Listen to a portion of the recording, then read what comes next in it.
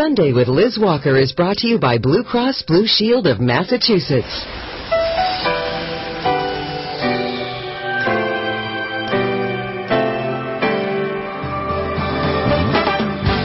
Good morning, everybody, and welcome. Today on Sunday, we get to the heart of everything from communicating with fashion-challenged husbands to challenging adoptions. It's a show we call Heart. And we begin with a look at a mighty heart. That's the title of a book about journalist Daniel Pearl, who was kidnapped and killed by terrorists 6 years ago in Pakistan. The compelling and poignant story was written by Danny's wife, Mariane.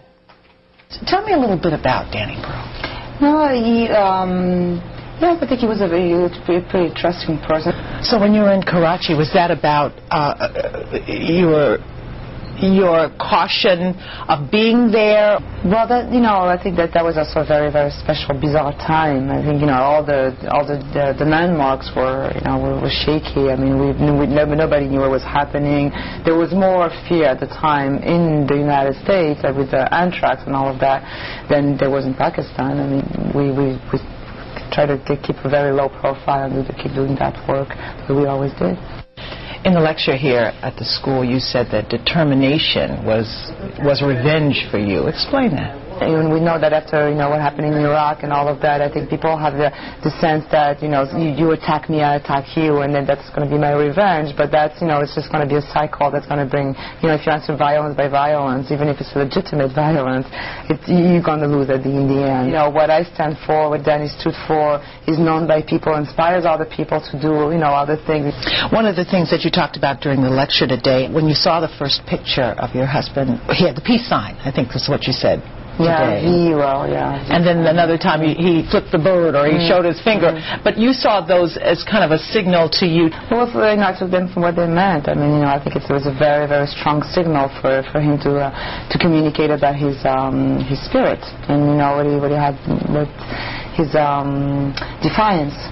And, so I saw that right away. So when you saw that kind of sign from him in the picture, that gave you courage, or was that a signal, kind of a personal thing for you to be stronger? It gave me, it gave me courage, but it also showed me that, he felt the same way I did, which means that, even though there's fears and there's anxiety and possible prospect of death, there's also a way to resist, the kind of situation we were in a spiritual way. I think at the end of the day, it's a very physical situation. It's a very dangerous situation, but it's not the only thing that matters in that kind of circumstances. It's like you understand that beyond the physical aspect of things, there is spiritual, if you want to say, the battle of ideas, and that's like the most crucial, the most important thing. And the thing that struck me about your book is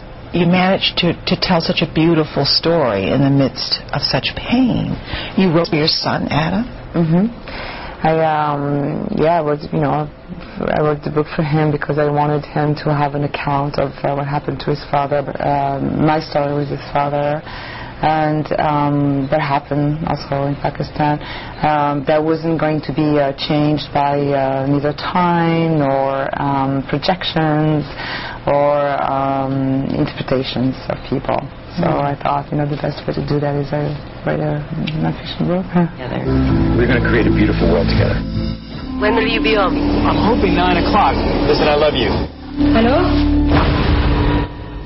In the movie, Angelina Jolie does this incredible job playing you. And you chose her? Well, I actually reached out to her. We just became friends. We started having play dates, with our sons and all of that. And so that's just the way it happened. First we became friends, and then I said, well, if we're going to do that, I want you to play me. She said, no way. She said, no way? Well, it was just like, it was a hard thing to ask her because, first of all, we were friends, which doesn't make things easier. Right. And, it was a huge commitment. And what would you say is your husband's greatest legacy? I think he was very, we had a short life, but, for somebody who has been silenced, by his captors, and it's just incredible how many, people in the world he has been able to inspire, and I'm sure he'll be able to inspire his own son. That's, it's a given, but also other people that he doesn't know and never knew of him, and and he was able to actually touch, just by being this genuine human being and genuine journalist. He's done that, and I think, what else can you ask from life or death? Doesn't matter. And still to come, some heartfelt photographs that are helping find loving families for older foster children. And if you've ever wanted to make over the man in your life, now you can do it by computer. And he doesn't even have to know. The amazing results when we volunteered a member of our own Sunday crew. And it's not Eddie.